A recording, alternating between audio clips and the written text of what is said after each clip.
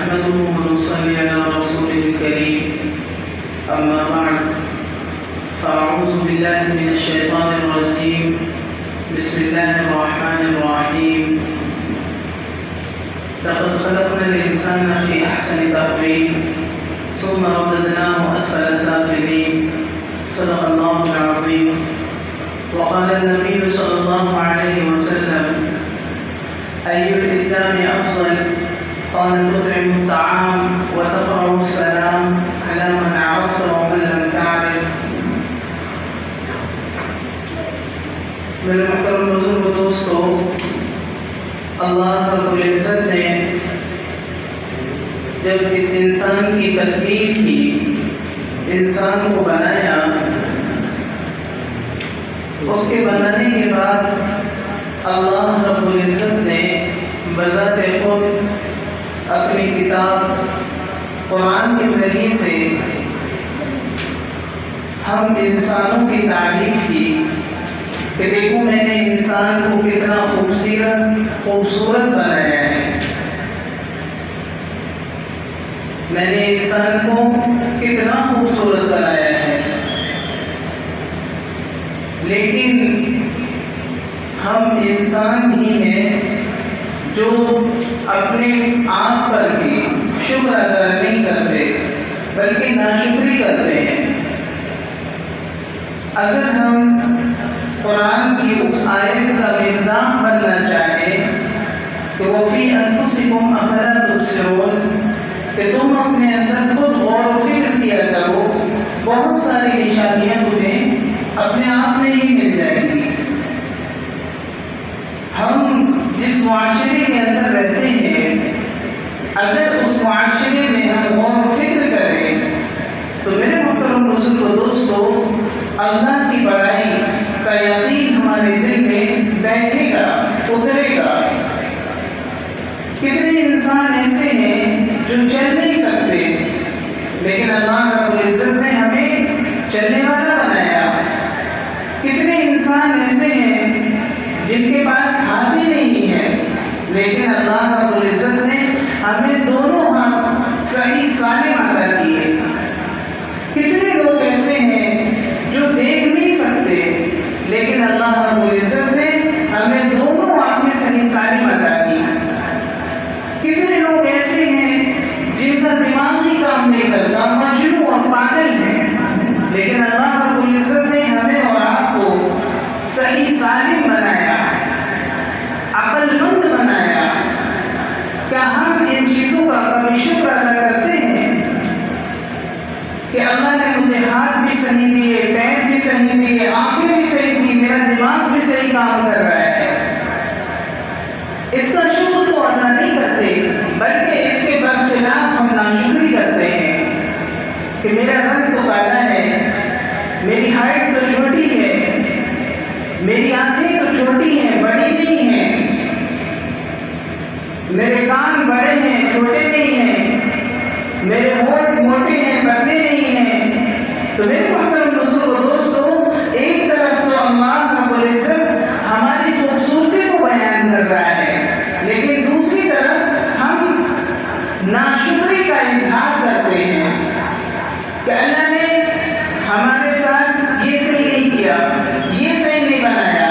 اگر ہم اپنے اندر کوئی نقص نکال رہے ہیں تو گویا کہ وہ اللہ رب العزت کی ذات میں ناشکری کا اعلان کر رہے ہیں. کیونکہ اللہ رب العزت نے قرآن میں جو بیان فرمایا کہ انسان کو دیکھو میں نے کتنا خوبصورت بنایا ہے، اس کے اندر کوئی نشانی نہیں بتائی، بلکہ ہر انسان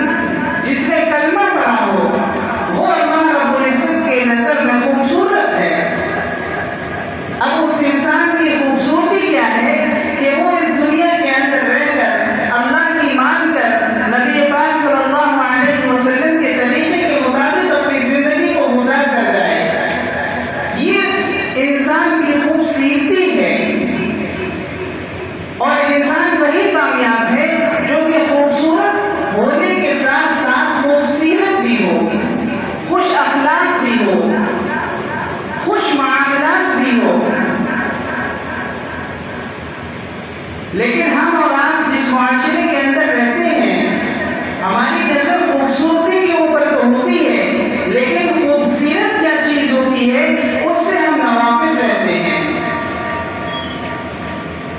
حالانکہ اللہ رب العزت جو قرآن میں بار بار بیان فرماتا ہے کہ مجھے تقوی والے لوگ پسند ہیں، یعنی وہ لوگ جو اللہ سے ڈرتے ہیں، اللہ سے خوف کھاتے ہیں۔ ریاکاری کرنے والے لوگ اللہ کو پسند نہیں ہیں۔ متکبر لوگ جو تکبر رکھتے ہیں دل میں، یعنی بڑائی رکھتے ہیں دل میں، وہ بھی اللہ رب العزت کو لوگ پسند نہیں ہیں۔ ناشکرے لوگ بھی اللہ رب العزت کو پسند نہیں ہیں۔ آج ہم سب کو یہ شکوہ رہتا ہے کہ اللہ نے مال کم دیا ہے، اللہ نے اولاد کم دی ہے، اللہ نے اتنا بڑا گھر نہیں دیا۔ میرے محترم بزرگ دوستو، جو چیز بھی جس حالت میں ہم کو دے دی گئی اللہ کی طرف سے، اس پر ہم شکر کرنے والے بنے۔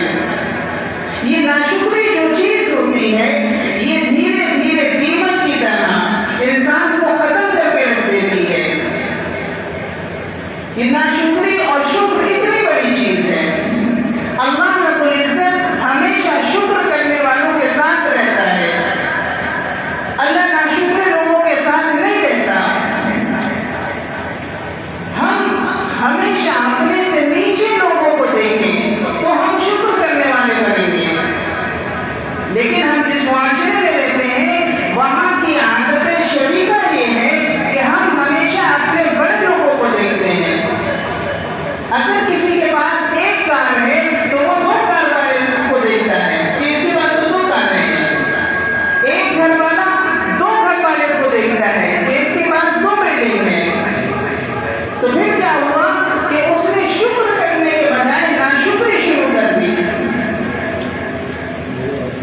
کتنے لوگ ایسے ہیں جو حج کرنے جاتے ہیں؟ ابھی ایک صاحب بتا رہے تھے کہ میرے ساتھ ایک صاحب حج کرنے گئے اور میرے ساتھ وہ دعائیں کر رہے تھے اور بالکل کعبے کے سامنے، لیکن شکوہ کیا کیا؟ وہی ناشکری۔ اے اللہ، آپ نے اس کو اتنا دے دیا، مجھے کیوں نہیں دیا؟ میں نے کیا بگاڑا تھا آپ کا؟ وہ کون سا خوش کر دیتا ہے آپ کو؟ میں تو 5 وقت کی نماز بھی پڑھتا ہوں،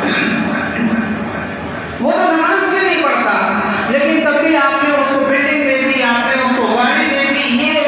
یہ ناشکری کام کر رہا ہے، کعبے کے سامنے کھڑے ہو کے کر رہا ہے۔ تو میرے محترم بزرگ دوستو، اللہ رب العزت جو ہم سے چاہتا ہے وہ شکر چاہتا ہے، نہ کہ ناشکری۔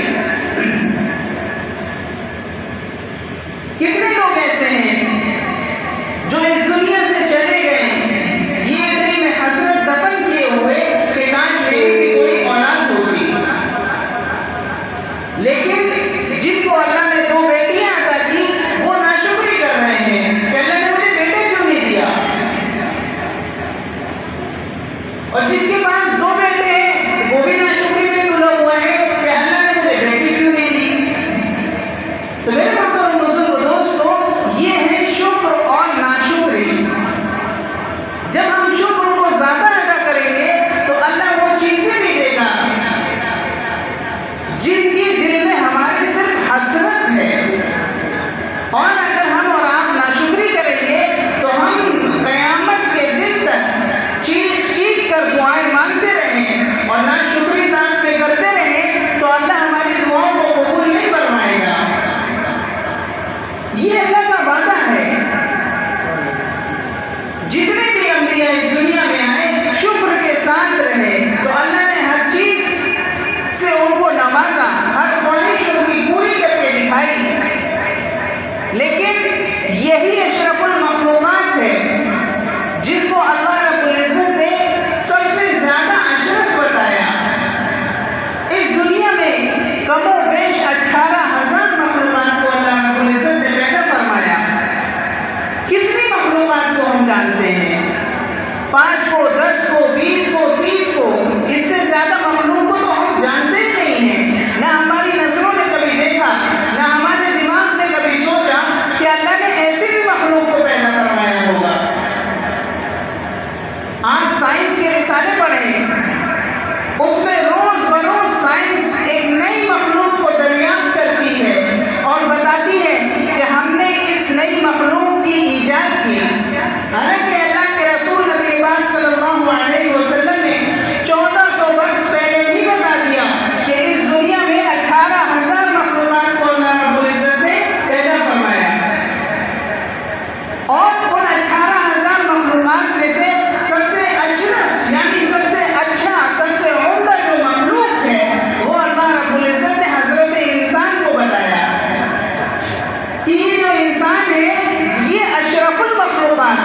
یعنی جتنے بھی مخلوقات پیدا فرمائی گئی اس میں سے سب سے زیادہ اشرف جو ہے وہ یہ انسان ہے.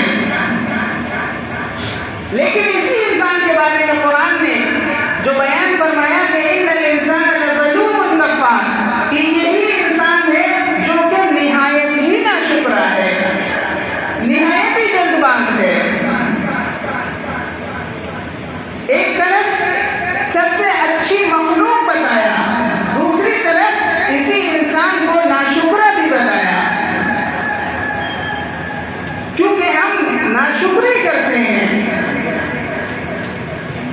آپ کسی بھی چیز میں نظر اٹھا کر دیکھیں، پہلے واویلا ہے یعنی شور و غل ہو جائے گا، پھر آخر میں اللہ اللہ. لیکن ہمارا اللہ ہم سے یہ چاہتا ہے کہ پہلے کوئی بھی مصیبت پہنچے، کوئی بھی خوشی آپ تک پہنچے تو سب سے پہلی چیز جو زبان پر آئے وہ اللہ کا شکر ہے یا اللہ. ہاں، اللہ کی یہی خاصیت تھی.